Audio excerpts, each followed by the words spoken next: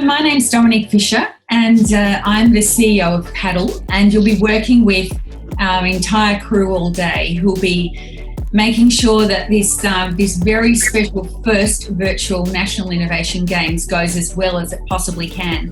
So it's very fitting that we're in the innovation state, South Australia. Welcome to the National Innovation Games. South Australia's first ever Innovation Games brings together more than 45 small and medium businesses, universities, government agencies, and public and private health systems in collaboration to work together to solve some of the most complex health challenges facing us today.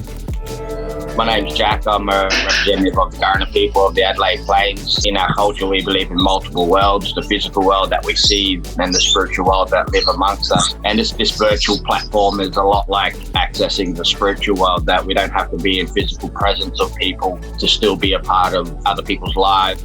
Well, it's fantastic to be here. The Commission on Excellence and Innovation is it's all in the title. Together, let's create better healthcare for South Australians.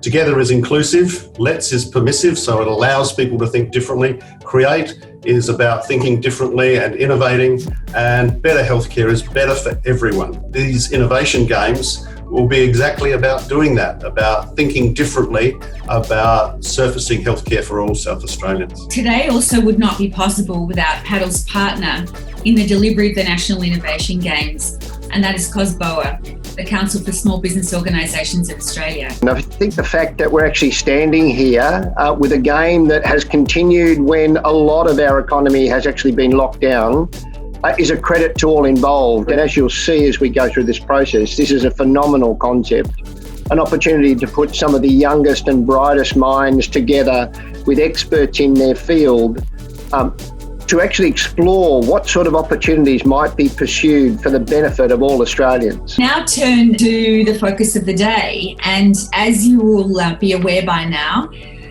particularly those of you in teams, we're about to commence a very intense day.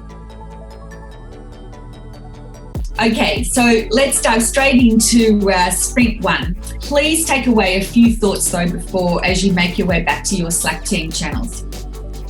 Invest in the time to get your problem statement absolutely nailed, clearly defined and succinct. Make sure you keep referencing the challenge topic. Don't go into solution mode until you've nailed your problem statement, and refer to the judging criteria to make sure that you're on track. Trust the process and you will succeed.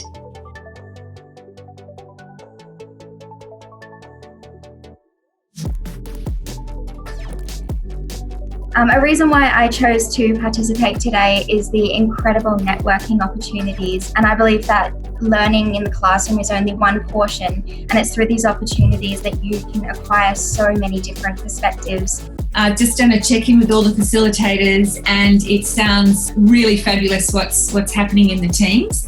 We've spent 2 hours focused on determining what problem we're going to address in response to the challenge. This sprint is really now to go full blast into solution mode. So this challenge to me means that we draw upon a diverse set of people and ideas to think creatively and freely for a change about how we can better improve visibility and access of the fantastic healthcare services that we do have here in South Australia. We're actually trying to get smart people in a room together in an intense environment to focus on today, next month, next year. This sprint is where it all comes together. Remember, you've been thrown a challenge.